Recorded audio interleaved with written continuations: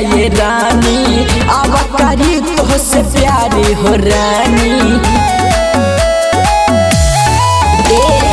सच कहिले सुन बतिया ये रानी, अब करी तो से प्यारी हो रानी।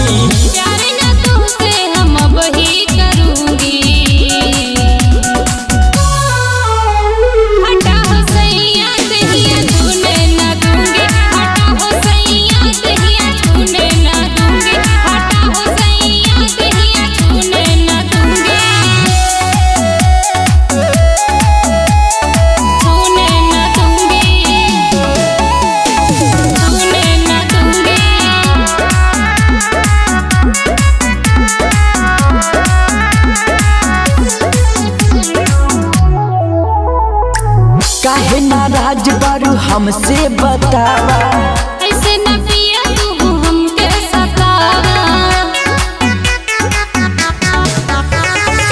काहे नाराज बारू हमसे बतावा, ऐसे न पिया तू हमके सतावा। ऐसे न पिया मैं आज मानूंगी, हटा हो सैया दहिया छूने न दूंगी। हटा हो सैया दहिया छूने न दूंगी। हटा हो सैया दहिया छूने न दूंगी। छूने न दूंगी। छूने न दूंगी।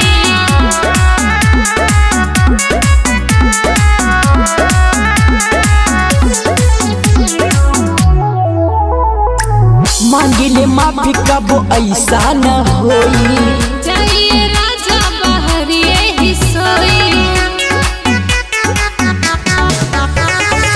मांगिले माफी कबो ऐसा न होई।